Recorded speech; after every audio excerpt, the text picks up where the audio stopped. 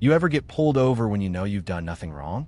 The cop who stopped me in the Arizona desert knew things he couldn't have known. He knew my cargo, my route, my destination, things that weren't on any manifest. I keep telling myself I was just tired, punchy after 14 hours staring at asphalt. Maybe I misheard him. Maybe the flashing lights and the desert darkness played tricks on my eyes. But the memory of his voice, cold and flat, won't leave me. Listen to what happened after I stepped out of my truck, and you tell me, was it just road fatigue, or was something else wearing that uniform? The air brake hissed, a tired sigh that was the only sound for 100 miles in any direction. Out here on the Tulane blacktop, cutting through the Arizona Badlands, the night was so dark it felt like a physical weight. My Peterbilt, the saint of lost causes, idled under a blanket of stars so thick and bright it made you feel small, insignificant. This was my office, 14 years behind the wheel, and the solitude had become a part of me, stitched into my soul like the worn leather of the driver's seat. I was hauling a full load of high-end electronics, 40,000 pounds of next-gen toys from a distribution center in California to a new big-box depot in Phoenix. An easy run, all highway, minimal scales, good money. My logbook was clean, my rig was purring, and my mind was already on the steak and beer I was going to treat myself to at the yard. I was somewhere between nowhere and God help you when the lights ballooned in my side mirror. Not the lazy, distant headlights of another rig, but the angry, strobing pulse of red and blue. My heart didn't jump. It just settled into a low, familiar groan of annoyance. A Smoky. Great. I glanced at the speedometer. 73 in a 75. Not that. My tags were current. My mud flaps were legal length. I ran through the mental checklist, the litany of every trucker who's ever seen those lights. I was clean. This was just a random stop, a bored cop on a lonely stretch of asphalt looking to fill a quota. I eased the Jake brake, signaled, and carefully guided the 53-foot trailer onto the gravel shoulder, the tires crunching like bones. The Cruiser, a slick, all-black Dodge Charger with a low-profile light bar, pulled in tight behind me, bathing my cab in that disorienting, flashing glare. I killed the engine, and the silence that rushed in was absolute. I grabbed my binder with the registration, insurance, and my CDL. I waited. That's the rule. You wait for them to approach. Don't get out. Don't act nervous. Just sit there and be a professional. Minutes stretched. The blue and red lights kept painting the inside of my cab, turning my dashboard into a silent, frantic disco. I squinted into the mirror. The officer was just sitting in his car. It was odd. Usually, they're at your door before your engine's even cooled. A prickle of unease started low in my gut. I told myself to knock it off. This was Arizona. State troopers out here operate on their own time. Finally, his door opened. A tall figure emerged, silhouetted by his own headlights. He moved with a stiff, deliberate gait, one hand resting casually on his hip, near his sidearm. As he got closer, stepping into the dim glow of my running lights, I could see his uniform. It looked right. Khaki shirt, dark pants, pointed hat. But the patch on his shoulder was just a dark circle. No insignia I could make out. The unease grew teeth. He tapped on my window with a gloved knuckle. I powered the window down, the cold desert air rushing in.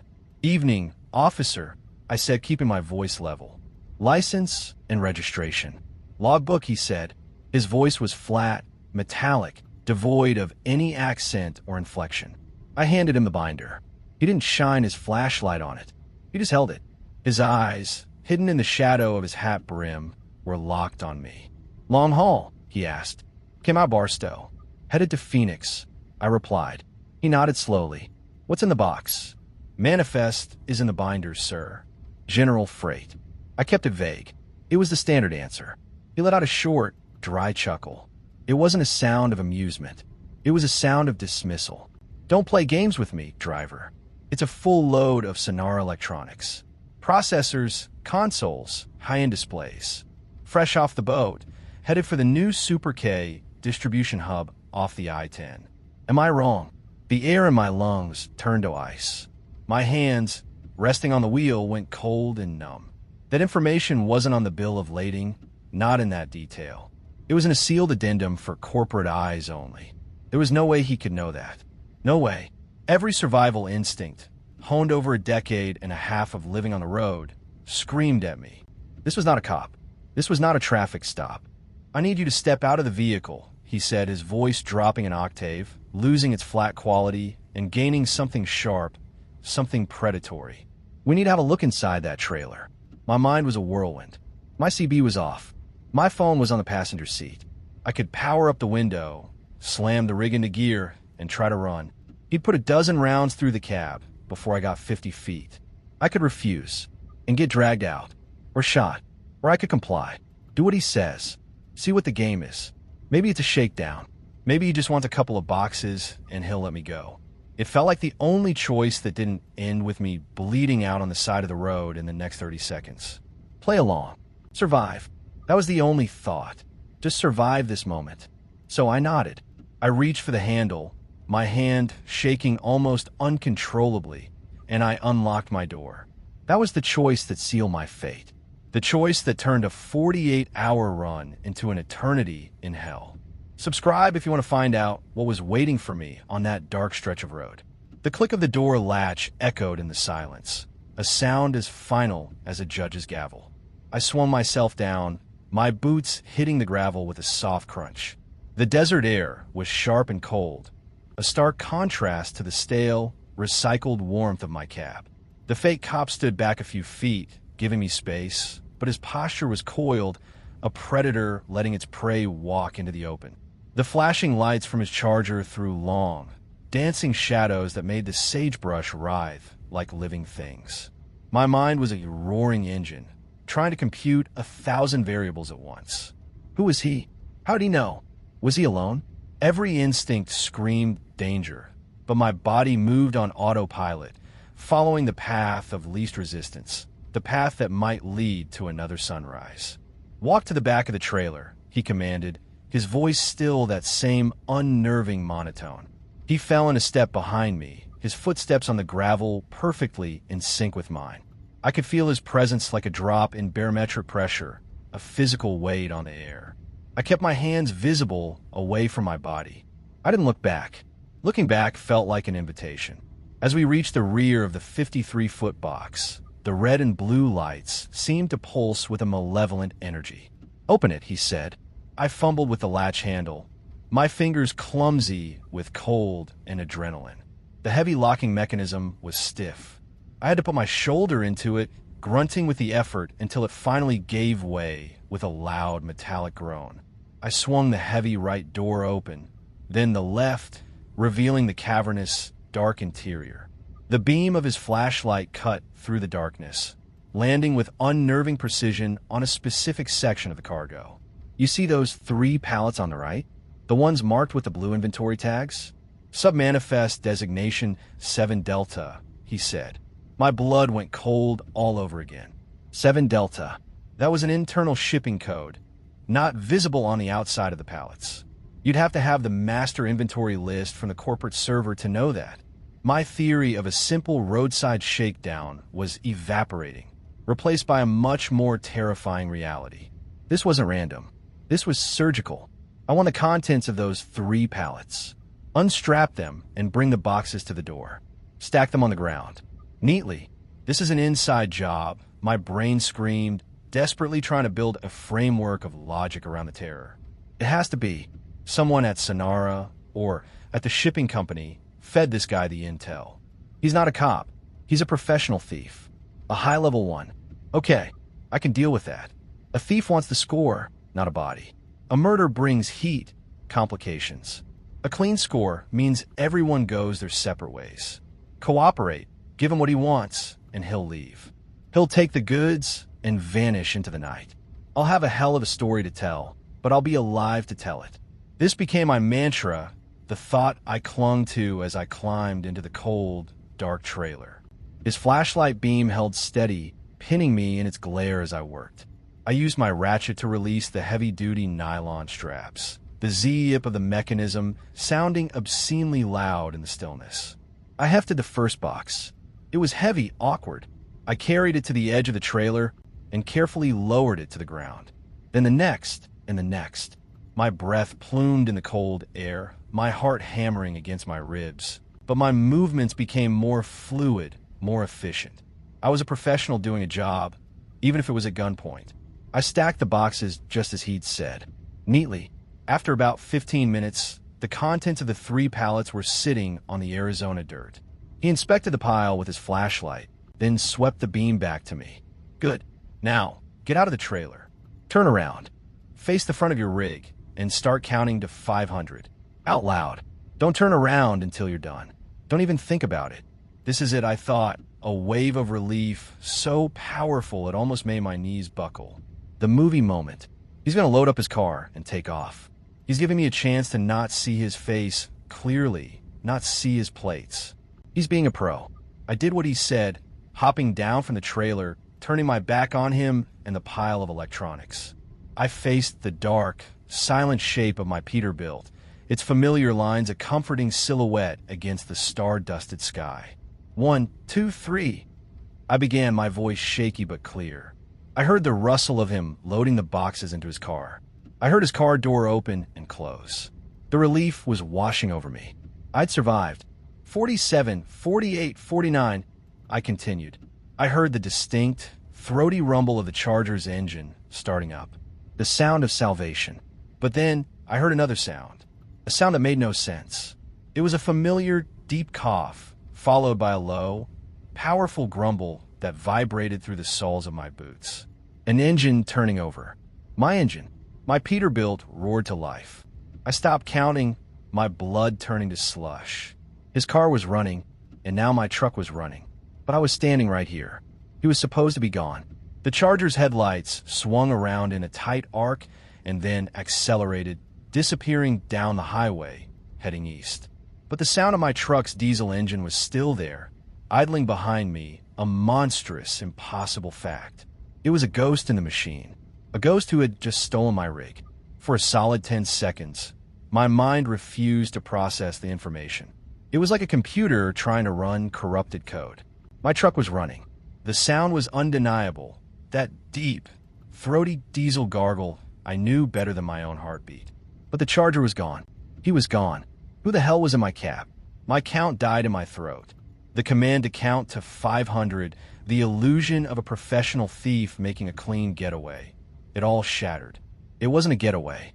It was a distraction. It was misdirection. I was standing on the shoulder of a desolate highway, my back to my own rig, which was now in the possession of someone.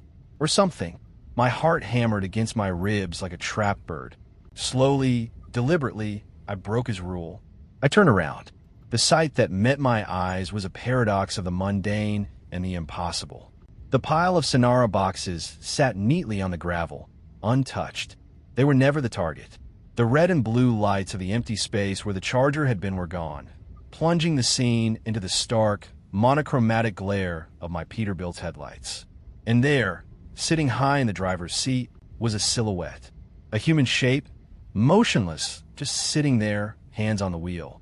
The engine idled smoothly, patiently. It was waiting. A primal rage, born of pure terror, surged through me. My truck was more than a vehicle. It was my home, my livelihood, my armor. Seeing someone else behind, that will felt like a violation of my own skin. Hey, I yelled, my voice cracking. Get the hell out of my truck. The silhouette didn't move. It didn't even twitch. It was like shouting at a statue. I started walking towards the cab, my pace quickening with every step. I'm not kidding. Get out now. I was 20 feet away, then 10. The driver's side door was still slightly ajar from when I'd gotten out. I could reach it. I could rip it open and drag whoever was out onto the gravel. Just as I reached for the handle, the engine revved, a deafening roar that shook the very ground. The truck lurched forward. I jumped back, stumbling, my boots slipping on the loose stones. The Peterbilt didn't speed off. It rolled forward about 60 feet, just past the abandoned pile of electronics, and then hissed to a stop, the air brakes sighing with that same mocking patience. The silhouette was still there, perfectly still, watching me in the side mirror. It was a game. A cat-and-mouse game on a scale I couldn't comprehend. He wasn't stealing my truck. He was using it to strand me, to control me. My phone, my wallet, my CB. It was all in a cab. I was 100 miles from anywhere with nothing but the clothes on my back and a pile of high-tech garbage. The trap wasn't the fake traffic stop. The trap was this endless stretch of road with my only means of survival, my truck, dangling just out of reach like a cruel joke. The false explanation I'd clung to, the professional thief, had led me right here. By trying to be smart, by cooperating, I'd walked myself into a cage whose bars were made of distance and isolation. I stood there, panting, my mind racing. I could run after it, but a man can't outrun a semi-truck. I could wait. But for what? For him to get bored and leave? For another car to happen by on this godforsaken road in the middle of the night? The odds were infinitesimal. He had all the power. He was in my castle, and I was the peasant locked outside the gates. The humiliation burned hotter than the fear. He hadn't just outsmarted me. He made me complicit in my own undoing. I had unloaded the cargo for him. I had turned my back. I had counted. Then, through the cold, silent air, a new sound reached me. A crackle, followed by a voice. It was coming from the truck's external PA speaker, a feature I rarely used. The voice was the same one from the traffic stop, flat, metallic, inhumanly calm. "You forgot something, driver," it buzzed, the words distorted and loud in the empty landscape. My eyes shot to the pile of boxes. What did I forget? What was he talking about? And then I saw it. Lying on top of the highest box, placed there deliberately, was my binder. The one with my license, my registration. The one I'd handed to the fake cop.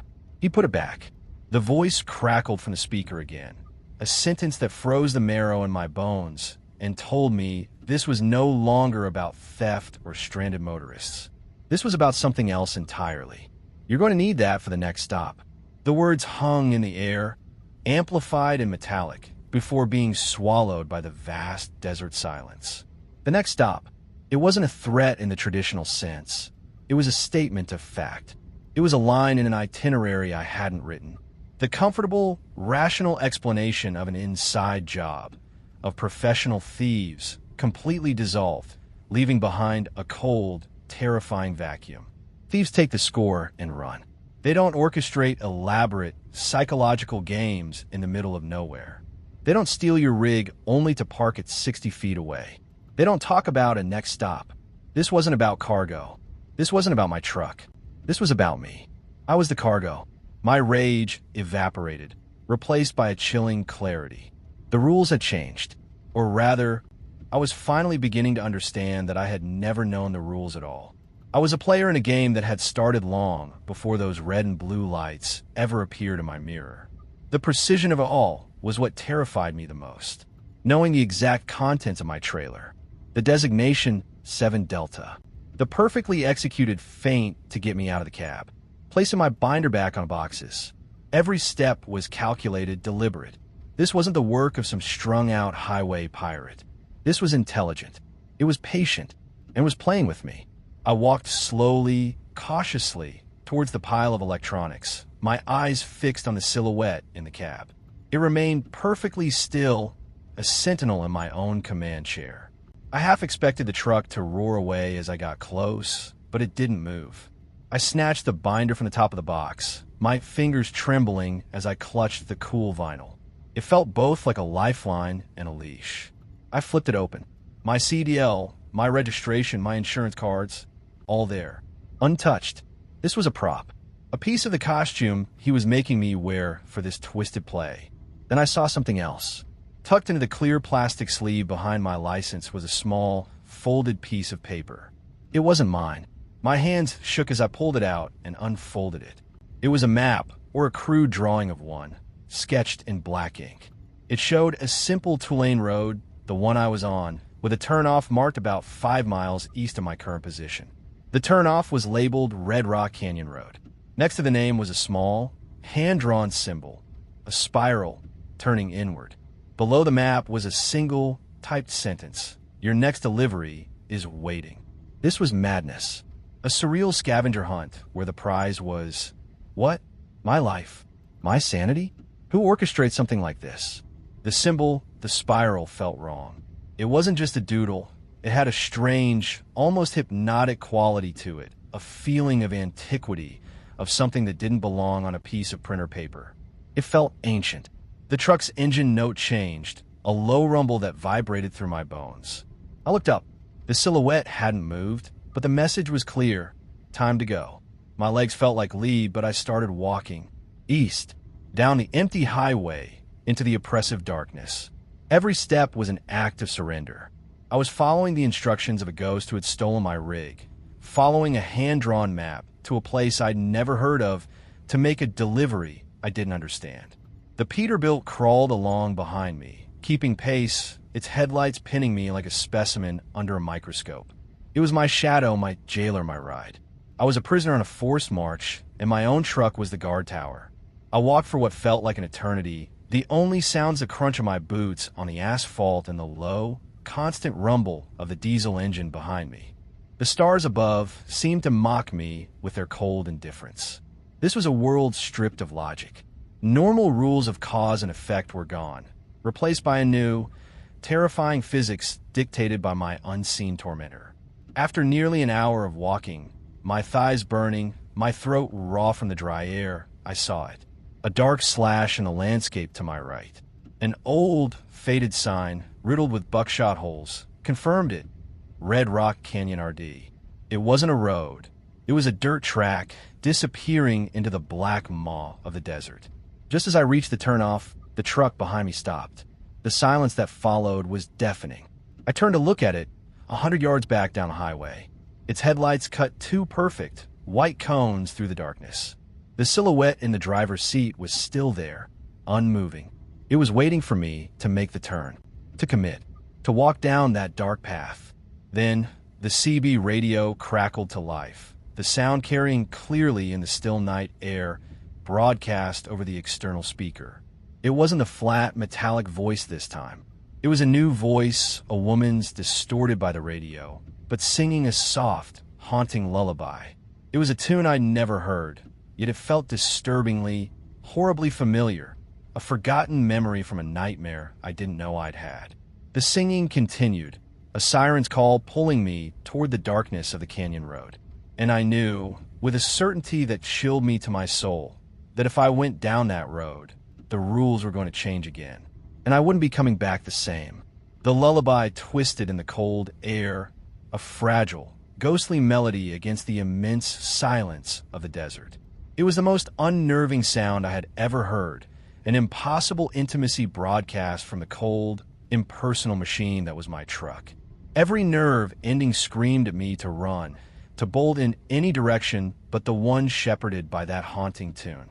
But where would I go? The highway was a desolate ribbon, and the desert on either side was a death sentence.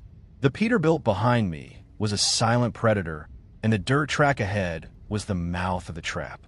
I was caught between the devil and the deep black sea. My only hope, my only slim chance, was another human being, another trucker, a four-wheeler, anyone. My eyes scanned the highway, east and west, praying for the distant glimmer of headlights. Nothing. The world was empty, save for me, my ghost-driven rig, and that chilling song. The CB.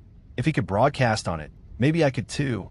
Maybe there was another driver out there, close enough to hear, but far enough away to be safe from this insanity. The problem was the radio was in the truck. I had to get back to the truck. It was a terrifying thought, walking back toward my captor, but it was the only plan I had. I turned and started walking, my heart pounding a frantic rhythm against my ribs. I walked back down the highway, towards the twin beams of the headlights. The singing continued, unwavering, as I approached. I expected the truck to move, to back away, to play another game, but it just sat there, idling, waiting. As I got closer, the singing cut off abruptly. The silence rushed back in, heavy and absolute. I stopped about 20 feet from the driver's side door, my body tense, ready to bolt. "I need my radio," I yell, my voice hoarse. "There's a situation out here. I need to call for help." No response. The silhouette was as still as stone. "Look, you've got my rig. You've got me. Just let me use the damn radio." That's all I asked. The driver's door swung open with a soft groan. It was an invitation. My mind screamed at me not to take it. It was a trick. It had to be. But the desperation for contact, for a single, sane voice in this nightmare, was a powerful motivator. I approached the cab slowly, cautiously, like a man approaching a grizzly bear. I peered inside. The cab was empty. The silhouette was gone. It had vanished into thin air. The keys were in the ignition. The engine was running. The CB was glowing faintly. It made no sense. Where did he go? I didn't waste time questioning it. I scrambled up into the driver's seat. My seat, and the familiar smell of worn leather and stale coffee was the most comforting thing I'd experienced in hours. My hands flew to the CB console. I grabbed the mic, my fingers fumbling with the switch. Breaker 19, Breaker 19, is there anyone on this channel? Come back. I transmitted my voice tight with panic. Static. Breaker 19, this is the Saint of Lost Causes. I'm on Arizona State, Route 79, north of Florence. I need immediate assistance. I have a hostile situation. I released the button and waited, my ear pressed close to the speaker, praying for a reply. More static, and then a voice. Faint crackling, but there. You got a 1020 Saint? Sounded like you said, hostile situation. It was a trucker. Thank God. Relief washed over me, so intensely I felt dizzy. Affirmative, affirmative. I nearly shouted into the mic. I was pulled over by a fake Smokey. He's taking my rig. He's playing some kind of game. I'm at the turnoff for Red Rock Canyon Road. There was a pause. The static hissed. Then the voice came back, and the warmth of hope in my chest turned instantly to ice. The voice was different. The friendly, concerned trucker drawl was gone, replaced by a cold, precise tenor. We know where you are, Saint. It wasn't the metallic voice of the first man, but it was just as devoid of emotion. You're right on schedule. The host is waiting for you down the canyon road. Don't keep her waiting. You're being very rude. My blood ran cold. It wasn't a random trucker I'd reached. I'd reached them, whoever they were. It was a closed channel, a private party line for my own personal damnation. My hand holding the mic went limp. He hadn't let me use the radio. He'd wanted me to. He wanted me to call out for help, only to hear the voice of the abyss answer back. It was another lesson. There is no help. We're the only ones out here. We are everyone. Then another voice crackled over the CB, this one familiar. It was the woman, the singer, but she wasn't singing now. Her voice was soft, conversational, and it was coming from right behind me. You shouldn't have done that, she whispered, the sound impossibly clear, as if she were sitting in the sleeper cab. He doesn't like it when you try to call your old friends. I spun around in my seat, my eyes wide with terror, and stared into the darkness of the sleeper berth. There was no one there, but resting on my neatly made bunk was a single, freshly picked desert marigold. And it hadn't been there when I left my truck this morning. The desert marigold lay on my pillow like a spot of blood on fresh snow. Its cheerful yellow was a grotesque mockery in the suffocating darkness of the sleeper. My mind reeled, trying to connect the impossible dots. A woman's voice, whispering from an empty space. A flower, appearing from thin air. The CB radio, a private line to my tormentors. The flimsy walls of my sanity were beginning to crumble, eroded by a tide of relentless, illogical events. The ally I had desperately reached for on a radio had not just been unreliable. He had been the enemy in disguise, another mask worn by the same horrifying entity. The trust one had placed in that crackling voice, that sliver of hope, had been turned into another weapon against me. It was a betrayal so profound it left me breathless. My escape attempt had been a complete failure. Worse, it had been a scripted part of their show. They hadn't just anticipated it, they had orchestrated it.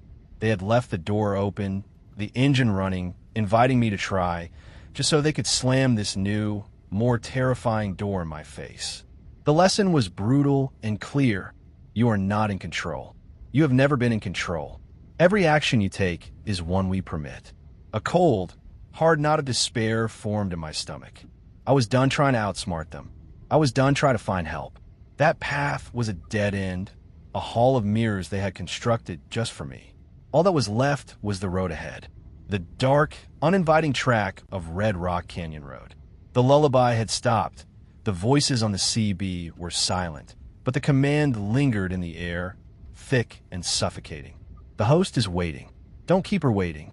I put the CB mic back in its cradle with a shaking hand. My truck, my beautiful Peterbilt, no longer felt like my castle. It felt like a coffin they were letting me drive. My home had been invaded, violated by unseen hands and unheard whispers. The marigold on the pillow was the proof. They could get in anytime they wanted. They could touch my things, leave their tokens. Maybe they were in here with me right now, cloaked in whatever impossible shadow they commanded. With a sense of final, resigned dread, I put the truck in gear.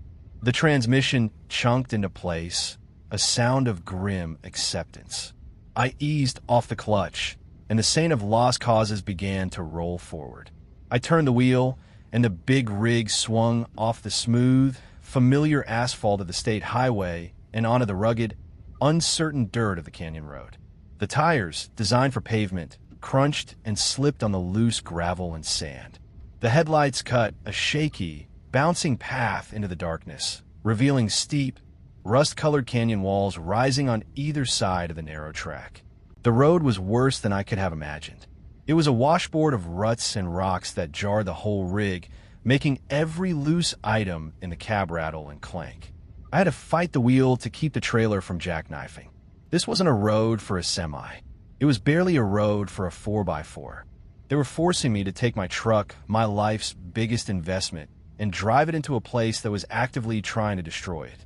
Each scrape of the undercarriage, each groan of the suspension, was a physical blow.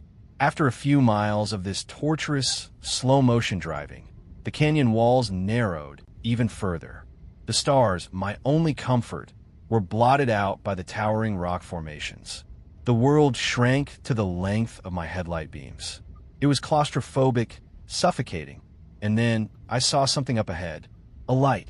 Not a headlight, but a warm, steady glow, seeming to emanate from around a sharp bend in the road. It looked like the light of a campfire, or perhaps a porch light. A sign of life. A flicker of primitive hope ignited in my chest. A hope I immediately tried to extinguish. Hope was a trap. I knew that now. But still, the pull of that light was irresistible. It was the only feature in this entire landscape of terrifying darkness. As I navigated the final, sharp turn, the source of the light came into view, and my heart seized in my chest. It wasn't a campfire. It was a truck stop. A full-fledged, old-school truck stop, nestled impossibly in the heart of this impassable canyon. It had a gravel lot, a low-slung building with a diner, and a set of diesel pumps under a brightly lit canopy. The sign above the door, buzzing with neon red. The last stop. Several other rigs were parked in the lot, their engines silent, their cabs dark. It looked like a haven, a sanctuary dropped into the middle of my own personal hell. But as my headlights swept across the parked trucks, I saw it. On the driver's side door of every single rig, painted crudely but clearly, was that same inward-turning spiral from the map. And I knew this wasn't a sanctuary. I had just arrived at the center of the web. The neon sign for the last stop hummed and flickered, casting a sickly pink and green glow over the dusty gravel lot. The place was an anomaly, a temporal impossibility. It was a 1970s-era truck stop, complete with peeling paint and rust-stained awnings, dropped into a canyon that shouldn't have a road, let alone a commercial establishment. The other trucks in the lot were ghosts. A classic Kenworth cab-over, a long-nosed Freightliner, an old International Transtar, all modeled from a bygone era, silent and dark. And on each door, that damnable spiral. It wasn't just a symbol, it was a brand, a mark of ownership. My hands were fused to the steering wheel, my knuckles white. This wasn't a discovery, it was an arrival. The hand-drawn map, the voices on the CB, the haunted lullaby, it all led here. This was the next stop. This was the destination of my delivery. The sheer theatricality of it was staggering. They could have just taken me back on that highway. But this was a ritual, a ceremony, and I was the guest of honor. The initial sense of relief at seeing the lights had curdled into a thick, choking dread. This wasn't a sanctuary, it was the abattoir. The other trucks weren't just parked, they were trophies. I pulled my rig into an empty spot at the edge of the lot. The only modern truck in a graveyard of classics. I killed the engine, and the silence that descended was profound, broken only by the electric buzz of the neon sign. I sat there for a long time, the cab my only shield against the terrifying truth of this place. The diner's windows were lit, promising warmth and coffee, but they looked like the glowing eyes of some great, sleeping beast. I knew, with absolute certainty, that if I went inside, I would be crossing a threshold from which there was no return. My phone, lying useless on the passenger seat, suddenly lit up. No call, no message. It just came to life, the screen displaying a single, stark white image against a black background. The spiral. And then, a text message notification appeared. The sender was listed as host. The message contained only 2 words, "Come inside." My heart hammered against my ribs. They were my phone now, too. The technological violation was complete. My truck, my radio, my phone, every piece of my world had been infiltrated, turned into a tool of my tormentors. There was no escape. The cage wasn't the canyon or the truck stop. The cage was reality itself, and they held the key. The choice was no longer mine to make. To stay in the cab was to wait for them to come to me. To go inside was to face them on their own ground. At least there, I might see the face of the devil I was dancing with. With a resolve born of pure, adrenaline-fueled despair, I opened the door and stepped down onto the gravel. The air in the canyon was still and cold, carrying the faint, cloying scent of stale coffee and something else, something sweet and vaguely metallic, like old pennies. I walked towards the diner, each step a conscious act of will. The gravel crunched under my boots, the only sound in the dead silent lot. The windows of the other trucks were black, vacant eyes, watching my approach. I felt like a man walking the Green Mile. I reached the diner door, a heavy glass panel with a greasy handle. I could see inside.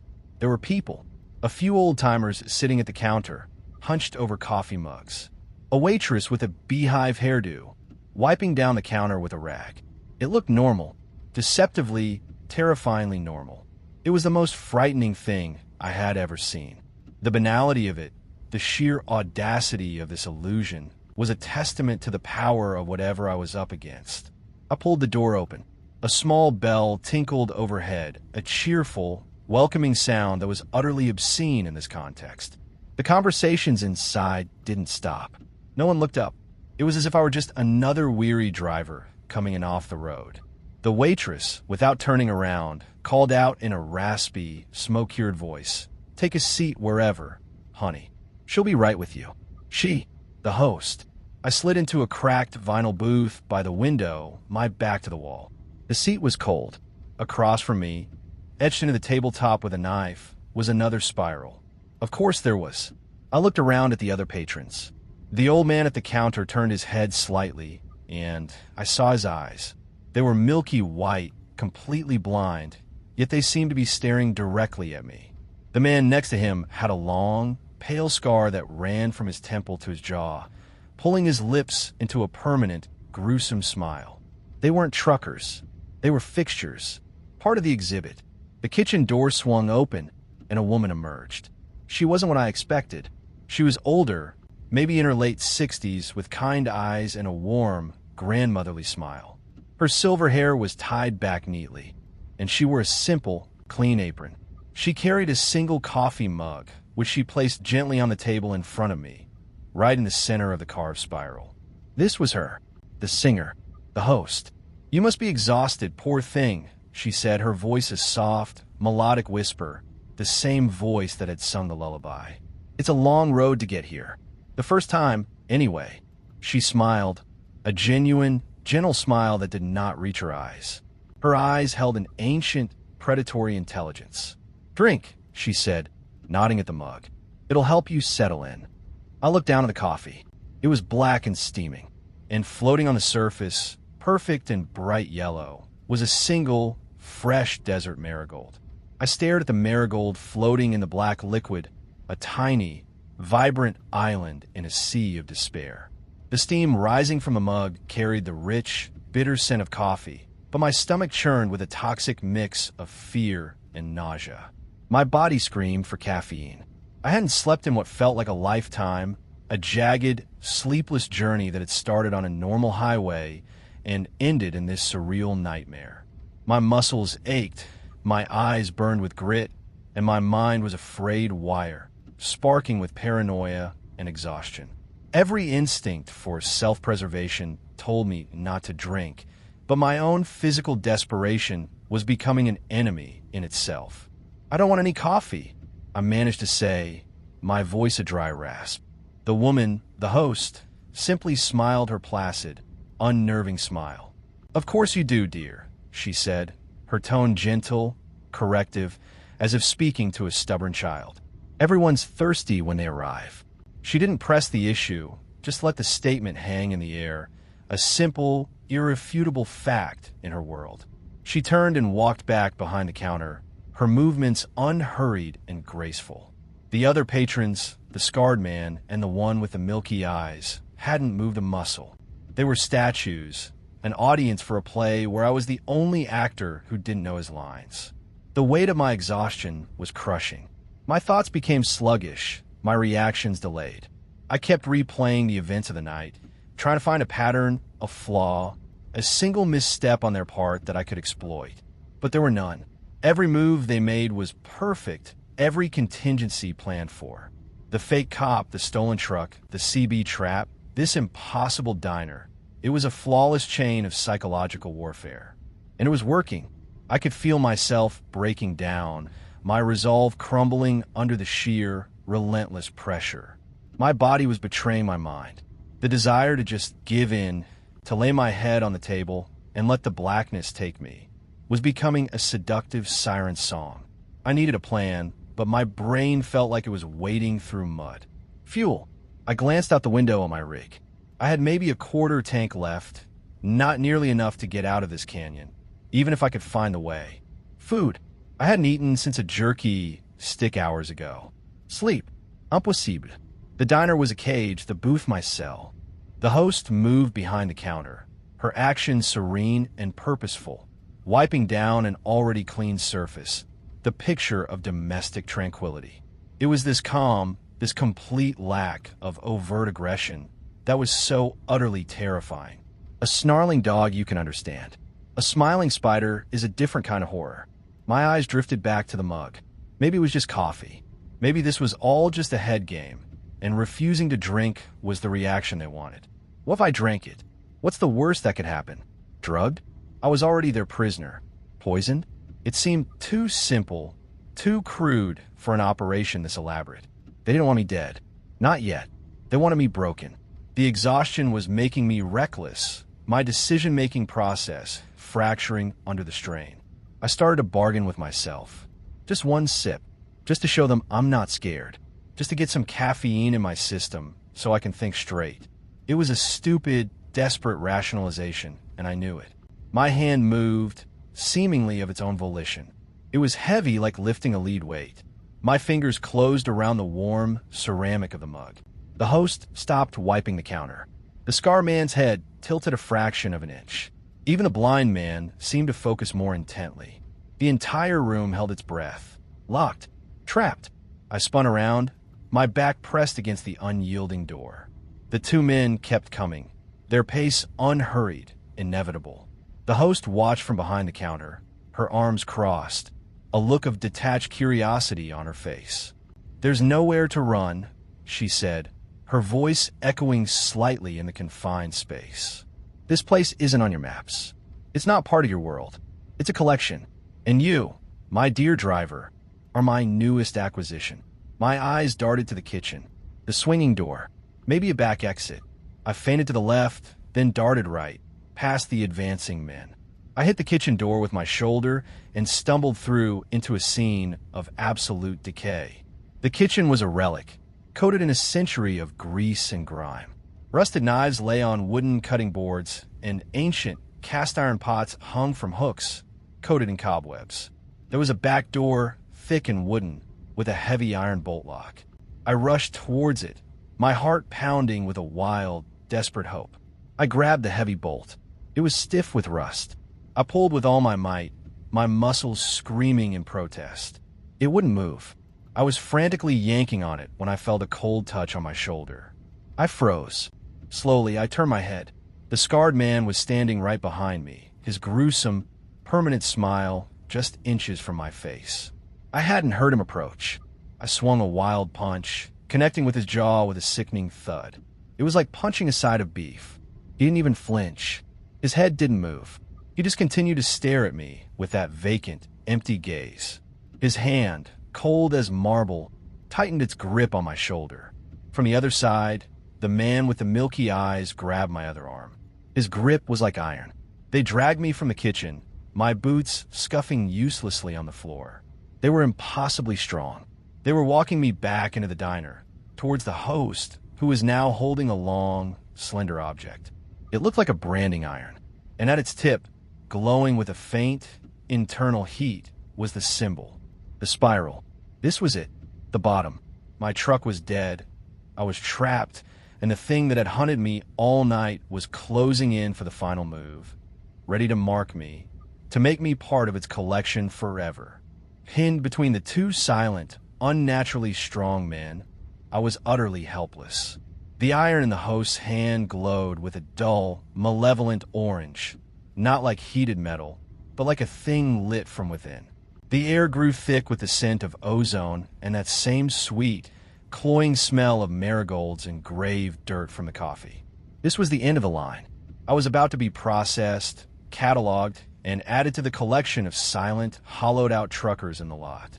My mind, which had been a whirlwind of panic and adrenaline, went strangely quiet. In the face of absolute, unavoidable defeat, a strange sort of calm descended. It was the calm of the abyss. And in that sudden, terrifying stillness, a memory surfaced. A tiny, insignificant detail from the very beginning of this nightmare. Back on the highway, when the fake cop, when she had first approached my cab, the shoulder patch on her uniform, I had registered it as just a dark, blank circle. But that wasn't quite right. My mind, no longer clouded by the need to rationalize, replayed the image with perfect clarity. It wasn't blank. There was a design on it, but it was incredibly faint, almost subliminal. It wasn't the spiral. It was a pattern of intersecting straight lines, a sharp, angular geometric shape, like a stylized star or a shard of glass. Why would I remember that now? What possible difference could it make? It was a random, useless piece of data, but it nagged at me, an itch in the back of my brain. The spiral was everywhere here, on the map, on the trucks, on the tabletop, on my phone, on the brand she held. It was her mark. So what was that other symbol? The angular one. Why wear it, even faintly, if the spiral was her emblem? My eyes darted around the diner, desperately searching. The spiral was carved into the tables. It was in the grime on the windows. It was probably in the pattern of the cracked floor tiles if I looked long enough. It was a symbol of curves, of endless, looping circularity. A trap with no beginning and no end. But the symbol on her sleeve had been the opposite. All sharp points and straight lines. An exit. A break in the circle. My gaze fell upon the wreckage of the booth I had knocked over. The shattered pieces of the coffee mug lay scattered on the floor. And amidst the dark brown shards of ceramic, something caught the light. It wasn't a shard of the mug. It was a small, flat, black object that must have been in my pocket. My Zippo lighter. I always carried it, a nervous habit, even though I'd quit smoking years ago. It had fallen out during the struggle. Engraved on its battered chrome case, a custom job had done in a Vegas smoke shop years ago, was my personal good luck charm. A stylized, 8-pointed compass rose. A star. A symbol of direction, of navigation. A symbol made of sharp angles and straight lines. The flicker of an idea, so insane and desperate, it could only have been born in this moment of ultimate crisis ignited in my mind. The host, this ancient, reality-bending thing, she operated on rules. On symbols. Her power was in the spiral, the loop, the trap. What if she had a weakness? An opposing force? An antithesis? What if the straight line could break the circle? The coffee, the marigold, the lullaby, it was all meant to lull, to sedate, to draw you into the loop. My refusal to drink, my fight, it had angered her, but maybe it had also kept my mind just sharp enough, just outside the spiral's full influence. The host was only a few feet away now, the branding iron held high. The two men tightened their grip, forcing me to my knees. The heat from the brand washed over my face. "Time to join the family," she whispered, her voice once again the soft, melodic tones of the singer. It was the final lure, the last pull into the center of the spiral. But her voice was no longer a siren's call to me. I saw it for what it was, a cage. My terror didn't vanish, but it was forged into something new. Something cold, sharp and straight. A desperate, single-minded resolve. I knew now what I had to do. It was a wild gamble, a 1 in a billion shot based on a shred of a memory and a Zippo lighter, but it was the only shot I had. And as she lowered the glowing spiral towards my face, I wasn't thinking about escaping anymore. I was thinking about how to break the entire damn circle. The heat of the glowing spiral was intense, blistering the air inches from my cheek. The smell of ozone and burnt sugar was overpowering. The host's eyes were locked on mine, a predatory gleam of triumph in their ancient depths. The two silent men held me fast, their grips like steel vices. This was the moment of initiation, the point where my will would be permanently erased and I would become another hollow shell parked in the gravel lot outside. But the flicker of insight had become a roaring flame of desperate purpose. The circle could be broken. "Hold him still," the host commanded, her voice a low hiss of satisfaction. This was it, the final gamble. I couldn't fight their strength, but I didn't need to. I needed to introduce a new variable into their closed system. I needed a straight line. With a surge of adrenaline that defied the crushing grip on my arms, I twisted my torso violently, not to break free, but to change the target. I threw my head back into the side, exposing my neck, but more importantly, turning my body just enough. The host, caught off guard by the sudden movement, tried to adjust her aim. The glowing brand, meant for my face, was now descending towards my left shoulder, the same shoulder where she, as the fake cop, had worn the faint, angular sigil. As the brand came down, I screamed, not just in anticipated pain, but with every last ounce of air and defiance in my lungs. I let my body go limp, a dead weight, and used the split second of repositioning to kick my leg out. My boot connected not with one of the men, but with the leg of the overturned table. It wasn't a powerful kick, but it was enough. The table leg scraped across the floor, and my Zippo lighter skittered across the linoleum, sliding under the counter near the host's feet. Perfect. The brand touched my jacket. The heavy canvas material smoked and sizzled instantly. An agonizing, searing pain shot through my shoulder as the heat burned through the fabric and bit into my flesh. I roared, a raw, animal sound of pure agony. But I knew this pain was my only currency. It was the price of admission for the final act. The host pressed down, her face a mask of grim determination, intent on leaving her permanent mark, while her attention and the attention of her two puppets was focused entirely on the act of branding me. On closing her loop, I put the second part of my insane plan into motion. While my left side was being seared, I snaked my right hand, which they were holding but not watching, down towards my boot. My fingers fumbled, shaking from the pain and adrenaline, searching for the familiar shape tucked just inside the leather. My boot knife, a simple 4-inch blade, a straight line of sharpened steel. I got my fingers around the hilt and pulled. It came free just as the host, satisfied, began to pull the brand away from my smoldering jacket. The pain in my shoulder was a white-hot nova, but the cold, hard steel of the knife in my hand was a grounding reality.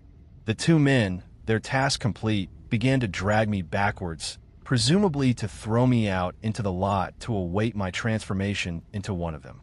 But I wasn't going. Not yet. I didn't try to stab them. I knew it would be useless, like punching the scar man had been. They were just meat animated by her. I had to get to the source. As they dragged me past the end of the counter, I lunged, not away from them, but towards the host. I threw all my weight forward, a clumsy, staggering movement, driven by pure, unadulterated will. The two men were caught by surprise, their forward momentum carrying us all in a stumbling heap. We crashed into the counter. For a split second, the system was in chaos. And that was all I needed. I wasn't aiming for her. I was aiming for what was under the counter. My hand, holding the knife, shot down into the dark space where my Zippo had landed. I didn't need to see it. I just swiped the blade hard across the floor. The knife scraped against the linoleum with a sharp, cutting sound, then hit metal. A shower of sparks erupted from the Zippo's flint wheel, a brilliant, momentary flash in the undercounter gloom. The sparks died, and nothing happened. For a gut-wrenching second, I thought my insane gamble had failed. The host let out a low, guttural laugh, a sound of pure contempt. But then, a tiny blue flame blossomed in the darkness. It danced for a moment on a nearly invisible line on the floor, a thin, almost imperceptible crack oozing a clear, viscous fluid. It was the liquid from the shattered coffee mug, the stuff that tasted like grave dirt. It wasn't a drink, it was fuel. The tiny flame touched it and erupted. A brilliant, whooshing line of blue-white fire raced along the floor, following the cracks in the linoleum, spreading out from the counter in a geometric pattern I couldn't see, a web of flammable, symbolic power. The host shrieked. It was not a human sound. It was a high-pitched, tearing sound of grinding metal and breaking glass. The fire wasn't hot. It was cold, burning with an ethereal light that didn't consume the floor, but seemed to be erasing it, breaking the very foundation of this impossible place. The straight line of my knife's scratch had ignited the fuel of her circle, and the opposing magics were tearing the reality of the diner apart. The two men holding me dropped my arms as if they'd been electrocuted. Their bodies went rigid, and the vacant light in their eyes flickered and died. They collapsed like sacks of laundry, the strings cut. The host staggered back, her form wavering, flickering like a bad television signal. The grandmotherly image dissolved, revealing something monstrous beneath. A tall, emaciated figure of shifting shadows and sharp angles, a being seemingly made of pure, distilled fear. The fire was spreading, the straight lines of blue flame creating a grid, a cage of her own making, trapping her within it. The diner itself began to disintegrate, the walls thin, becoming translucent. I could see the canyon rocks right through the fading posters and kitchen equipment. The entire illusion was coming undone. I didn't wait to watch the end. I scrambled to my feet, my shoulders screaming in agony, and threw myself at the front door. This time, it flew open with a touch, the lock and the laws of this place now broken. I stumbled out into the pre-dawn cold. The lot was in chaos. The old, phantom trucks were fading, flickering in and out of existence. The air was filled with a deafening roar, not of fire, but of something immense and ancient being unmade. I didn't look back. I ran, stumbling, half blind with pain, for my rig. I ripped the driver's door open and hauled myself into the cab. My hand shot to the ignition. I turned the key. Nothing. Then I remembered the snap of her fingers. I threw the hood latch, scrambled back out, and ran to the front of the truck. I heaved the massive hood open. There, coiled around the fuel line like a metallic snake, was a single, long strand of the host's shadowy substance. I grabbed it. It was cold like frozen iron, and it burned my hand, but I ripped it free. It dissolved into a puff of black dust. I slammed the hood, ran back to the cab, and turned the key. The saint of lost causes roared to life with a defiant thunder that was the most beautiful sound I had ever heard. I slammed it into gear and stomped on the accelerator. The Peterbilt shot out of the dissolving lot, tires spinning on the gravel. I didn't look in my mirrors. I didn't want to see the last stop collapsing in on itself, being erased from reality. I just drove. I drove like a madman, wrestling the rig back down that tortuous canyon road, my only thought to get back to the pavement, back to a world of rules and lines on a map that I understood. I burst back onto the state highway, just as the first rays of the true sun crested the mountains, painting the sky in shades of orange and pink. The light felt like a blessing, a physical cleansing. I drove for an hour, then two, not stopping until I reached the outskirts of Phoenix. I pulled into the first real truck stop I saw, the sheer normalcy of it. The bright lights, the other drivers, the smell of diesel, almost bringing me to tears. I stumbled out of my cab and into the bathroom, my body shaking uncontrollably. I peeled off my smoldering jacket. There, burned deep into my shoulder, was not the looping, hypnotic spiral. It was a brand of a different kind. It was a perfect, 8-pointed star. My Zippo. My compass rose. I hadn't just been burned by her brand. In the chaos, I had somehow been marked by my own. I had broken her circle, but a piece of that other world had marked me in return. I never delivered that load. I left the scene of lost causes at the yard in Phoenix, with a note saying I quit. I walked away from my rig, my career, my entire life. I bought a bus ticket to a place I'd never been, a place with no deserts, no long, empty highways. I'm telling you this now, whispering into a cheap microphone in a rented room thousands of miles away, because you need to know, there are things out there in the lonely places in the dark stretches between towns. Things that collect people. They operate on rules, on symbols, and they can bend the world around you until you can't tell what's real anymore. I got away, but I paid a price. I look at the star-shaped scar on my shoulder every day, and I know that while I may have escaped the loop, I am forever marked by the road. I can never go back. I know the threat is still out there, waiting for another driver, on another lonely night, at a place that isn't on any map. A place called The Last Stop. Thanks for listening. Be safe out there.